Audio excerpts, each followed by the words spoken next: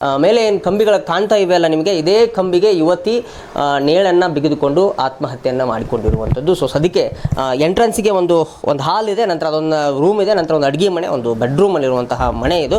ಈ ಒಂದು ಸಣ್ಣದಾಗಿರುವಂತಹ ಮನೆಯಲ್ಲಿ ಯಾರೂ ಇಲ್ಲದ ಸಮಯದಲ್ಲಿ ಯುವತಿ ಆತ್ಮಹತ್ಯೆಯನ್ನು ಮಾಡಿಕೊಂಡಿರುವಂಥದ್ದು. ನನ್ನ ಮಗಳಿಗೆ ಒಳ್ಳೆ ನ್ಯಾಯ ಸಿಗಬೇಕು. ಆ ಹುಡುಗ ತಪ್ಪು ಮಾಡಿದ್ದಕ್ಕೆ ಅವನ ಕಠಿಣ ಶಿಕ್ಷೆಯನ್ನು ಕೊಡಬೇಕು. ನನ್ನ ಮಗಳನ್ನು ನನ್ನನ್ನು ಬಿಟ್ಟು ಹೋಗಿದ್ದಾಳೆ, ನನಗೆ ನೋಡೋರು ಯಾರು ಇಲ್ಲ. ನನಗೆ ನನ್ನ ಮಗಳನ್ನು ಕಳೆದುಕೊಂಡ ದುಃಖ ಭಾಳವಾಗಿದೆ. ನನಗೆ ನೋಡೋರು ನಮ್ಮ ಅಣ್ಣ ತಮ್ಮರು ಇಲ್ಲ, ನೋಡೋದಿಲ್ಲ, ತಾಯಿನೂ ನೋಡೋದಿಲ್ಲ ಸರ್. ಭೂಮಿಕಾ ತಿಪ್ಪಣ್ಣವ್ರು ಅನ್ನುವಂತಹ ಯುವತಿ ಏನು ಆತ್ಮಹತ್ಯೆ ಮಾಡಿಕೊಂಡಿದ್ಲು, ಸದ್ಯ ಆ ಮನೆಯಲ್ಲೇ ನಾನಿದ್ದೇನೆ. ಸೊ ನನ್ನ ಜೊತೆ ಅವರ ತಾಯಿ ಹಾಗೆ ಅವರ ಸಂಬಂಧಿಯವರು ಇದ್ದಾರೆ.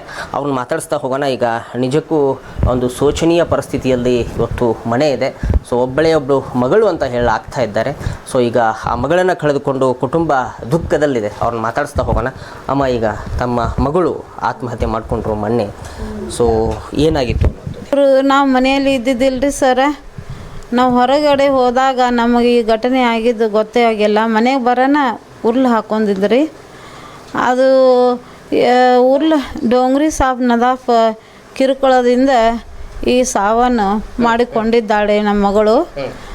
ಇದಕ್ಕೆ CM ಅವರು ಮತ್ತು SP ಅವರು ಸಾಹೇಬರು ಮತ್ತು PM ಅವರು ಸಾಹೇಬರು ನನ್ನ ಮಗಳಿಗೆ ಒಂದು ನ್ಯಾಯವನ್ನು ಒದಗಿಸಿ ಕೊಡಬೇಕಂತ ನಾನು ಹೇಳುತ್ತೇನೆ. ದಯವಿಟ್ಟು ನನ್ನ ಮಗಳನ್ನು ನ್ಯಾಯ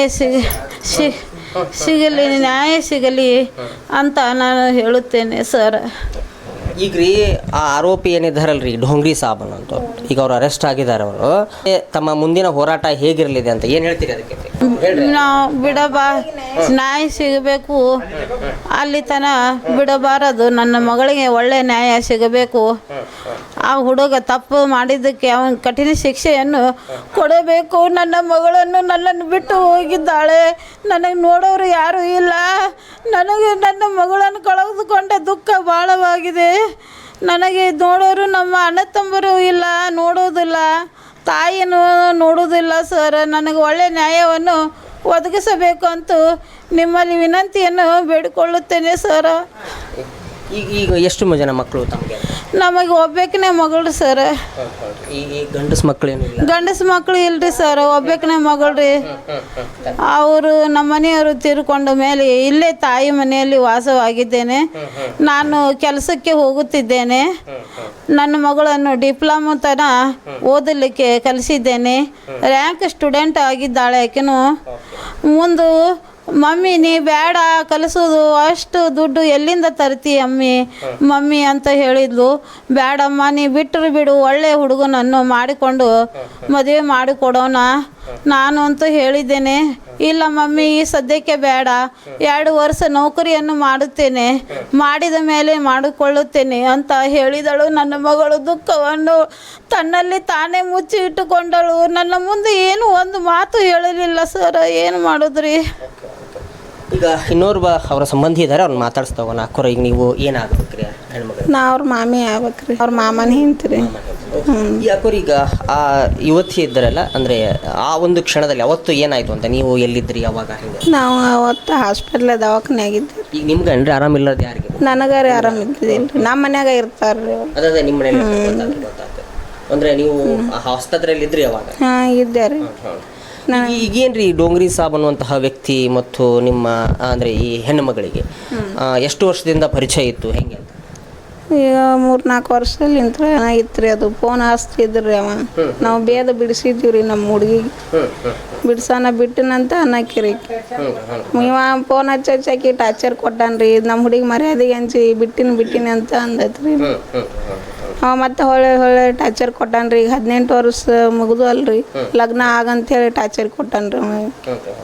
ಈಗ ಲಗ್ನ ಮಾಡ್ಕೋತೀನಿ ಅಂತ ಹೇಳಿ ನಿಮ್ಮ ಮನೆಗೆ ಬಂದಿದ್ದ, ನೀವು ಕೊಡಲಿಲ್ಲ ಅನ್ನುವಂತಹ ಮಾತುಗಳು ಸಹ ಕೇಳಿದ್ರು. ಇಲ್ರಿ, ಹಂಗೇನಿಲ್ರಿ. ಆದ್ರೆ ಇದು ನಮ್ಮ ಹುಡುಗಿಗೆ ನಾವು ಮಾಡಿಕೊಡ್ತೀವಿ ಅಂತಂದೀವ್ರಿ. ಕೀನ 2 ವರ್ಷ ಬ್ಯಾಡ ಅಂತಂದ್ಲು. ಬ್ಯಾಡನ ನಾವು ಹಚ್ಚನ ಮುಂದೆ ನಿಂಗೆ ಇಂಜಿನಿಯರಿಂಗ್ ಕಲಿಸ್ತೀವಿ, ನಾವು ನಿಮ್ಮ ಮಮ್ಮಿ ಕೊಡ್ಲಿಕ್ಕೆ ನಾ ಕೊಟ್ಟು ಕಲಿಸ್ತೀನಿ ನಿನಗೆ ಮುಂದೆ ಅಂತಂದಿದ್ದಾರೆ. ನಾನು ಹಚ್ಚನು ಅಂತಂದಿದ್ದಾರೆ. ಆಮೇಲೆ ಈಕೆ ಏನಂದ್ರಿ, ನಮ್ಮ ಭೂಮಿಗೆ ಅನ್ಕತ್ತ ನಾನು ಈಗ ಮನ್ಯಾಗ ಹೆಂಗಿರ್ಲಿ, ನಾನು ಹೊರಗೆ ಕೆಲ್ಸಕ್ಕೆ ಹೋಗ್ತೀನಿ ಅಂತಂದು. ಅಂದರೆ ಒಳ್ಳೆಯ ರ್ಯಾಂಕ್ ಸ್ಟೂಡೆಂಟು, ಒಂದು ಮನೆಯ ಜವಾಬ್ದಾರಿಯನ್ನು ಹೊತ್ಕೋಬೇಕಾದಂತಹ ಯುವತಿ ಈಗ ಏಕಾಏಕಿ ಈ ರೀತಿ ಮಾಡ್ಕೊಂಡಿರೋದು. ಈ ರೀತಿನ ಮಾಡ್ಕೊಂಡ ನೋಡ್ರಿ. ಈಗ ಏನು ಹೇಳ್ತೀರಿ, ಈಗ ವ್ಯಕ್ತಿಯ ಮೇಲೆ ಕ್ರಮ ಆಗಬೇಕು, ಹೇಗೆ ಏನು ಹೇಳ್ತೀರಿ ಅಂತ? ಈಗ ಅವ್ನು ಡೋಂಗ್ರಿ ಸಾಬ್ ನದಾಬನ ಅವನ ಮಾಡಿದ್ರಿ ಆಕಿ, ಅವನ ಸಂಬಂಧನ ಆಕಿ ಹಿಂಗೆ ಮಾಡ್ಕೊಂಡಾಳ್ರಿ. ಅವಂಗ ಈ ನಮ್ಮ ಹುಡುಗಿಗೆ ಆತ್ಮಕ್ಕೆ ಶಾಂತಿ ಸಿಗಬೇಕು, ನ್ಯಾಯ ಸಿಗಬೇಕು, ನಮ್ಮ ಹುಡುಗಿನ ಜೀವನ ಕೊಡ್ಬೇಕು ಅವರು. ನಮಗೆ ಅಲ್ಲಿ ತನ ನಾವು ನಾವು ಇದನ್ನ ಆಗುದಿಲ್ರಿ. ನಮ್ಮ ಹುಡುಗಿ ಜೀವನ ಬರಂಗಿಲ್ರಿ. ಈಗ ನಾವು ಎಟ್ಟು ಕಲಿಸಿವ್ರಿ, ನಾವು ಮುಂದೆ ತರಬೇಕು, ನೌಕರಿ ಹಚ್ಬೇಕು ಅನ್ನೋದು ನಂಗೆ ಭಾಳ ಆಸೆ ಐತ್ರಿ. ಅವ್ರ ಮಮ್ಮಿ ಕಡೆ ಏನೂ ಇಲ್ಲ, ನಾವರೇ ಇದನ್ನ ಮಾಡ್ಬೇಕು, ಹುಡುಗಿ ಮುಂದೆ ತರ್ಬೇಕು ಅನ್ನೋದು ಭಾಳ ಆಸೆ ಐತ್ರಿ ನನಗೆ. ಇದಿಷ್ಟು ಭೂಮಿಕಾ ಏನಿದ್ದಾರೆ ಆ ಯುವತಿಯ ಮನೆಯವರು ಮಾತನಾಡಿರುವಂಥದ್ದು. ಈ ವ್ಯಕ್ತಿ ಏನಿದ್ದಾನೆ, ಈ ಡೋಂಗ್ರಿ ಸಾಬ್ ಅನ್ನುವಂತಹ ವ್ಯಕ್ತಿಗೆ ಈಗ ಆಲ್ರೆಡಿ ಕಂಪ್ಲೇಂಟ್ ಆಗಿದೆ, ಆದರೆ ಆರೋಪಿ ಅರೆಸ್ಟ್ ಆಗಿದ್ದಾನೆ. ಆದರೆ ಮತ್ತೆ ಆರೋಪಿ ಬೇಲ್ ಮೇಲೆ ಹೊರಗೆ ಬರಬಹುದು ಅನ್ನುವಂತಹ ನಿಟ್ಟಿನಲ್ಲಿ ಮತ್ತೊಂದು ಕಂಪ್ಲೇಂಟನ್ನು ನಾವು ದಾಖಲು ಮಾಡ್ತೇವೆ. ಹೀಗಾಗಿ ನಮ್ಮ ಮಗಳೇನಿದ್ದಾಳೆ, ಮನೆಯ ಮಗಳು, ಟ್ಯಾಲೆಂಟೆಡ್ ಆಗಿರುವಂತಹ ಮಗಳು, ಅವಳು ಒಂದು ಮನೆಯನ್ನು ತೂಗಿಸುವಂತಹ ಲೆಕ್ಕಕ್ಕೆ ಬೆಳೆದು ನಿಂತಿದ್ಲು. ಈ ಮನೆಯ ಒಂದು ದಾರಿದೀಪದಂತೆ ಇದ್ಲು. ಆದರೆ ಇವತ್ತು ಅವಳನ್ನು ಕಳೆದುಕೊಂಡು ಮನೆ ಅನಾಥವಾಗಿರುವಂಥದ್ದು. ಸದ್ಯಕ್ಕೆ ಅವರ ಮನೆಯವರೆಲ್ಲರನ್ನು ತೋರಿಸುವಂತಹ ಪ್ರಯತ್ನಕ್ಕೆ ನಾವು ನೋಡ್ತೇವೆ. ಸೊ ವಯಸ್ಸಾದ ಅಜ್ಜ ಅಜ್ಜಿ ಇದ್ದಾರೆ, ಸೊ ಅನೇಕ ಅವರ ದೊಡ್ಡಪ್ಪ, ಅವರ ಅಮ್ಮ ಎಲ್ಲರೂ ಇದ್ದಾರೆ. ಸೊ ಒಂದು ಕ್ಷಣ ಮಮ್ಮಲು ಮರಗ್ತಾ ಇದ್ದಾರೆ ಯುವತಿಯ ಒಂದು ಸಾವಿನಿಂದ. ಸೊ ಈಗ ಮನೆ ಬಿಕೋ ಅನ್ನುವಂತಹ ರೀತಿಯಲ್ಲಿ ವ್ಯಕ್ತವಾಗ್ತಾ ಇದೆ. ಸೊ ಹೀಗಾಗಿ ಒಂತಿನಲ್ಲಿ ನ್ಯಾಯ ಕೊಡಿಸಬೇಕು.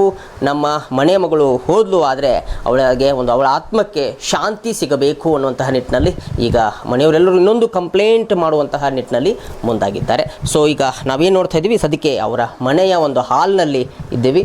ಸೊ ಇಲ್ಲಿ ಮೇಲೆ ಏನು ಕಂಬಿಗಳು ಕಾಣ್ತಾ ಇವೆಯಲ್ಲ ನಿಮಗೆ, ಇದೇ ಕಂಬಿಗೆ ಯುವತಿ ನೇಳನ್ನು ಬಿಗಿದುಕೊಂಡು ಆತ್ಮಹತ್ಯೆಯನ್ನು ಮಾಡಿಕೊಂಡಿರುವಂಥದ್ದು. ಸೊ ಸದ್ಯಕ್ಕೆ ಎಂಟ್ರೆನ್ಸಿಗೆ ಒಂದು ಹಾಲ್ ಇದೆ, ನಂತರ ಅದೊಂದು ರೂಮ್ ಇದೆ, ನಂತರ ಒಂದು ಅಡುಗೆ ಮನೆ, ಒಂದು ಬೆಡ್ರೂಮಲ್ಲಿರುವಂತಹ ಮನೆ ಇದು.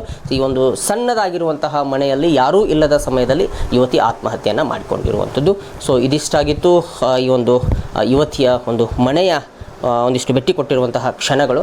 ಹಾಗೆ ಸದ್ಯಕ್ಕೆ ಕಂಪ್ಲೇಂಟ್ಗೆ ಮುಂದೆ ಹಾಕ್ತಾರೆ ಅನ್ನುವಂತಹ ಮಾಹಿತಿಯನ್ನು ಕುಟುಂಬ ಕೊಟ್ಟಿರುವಂಥದ್ದು.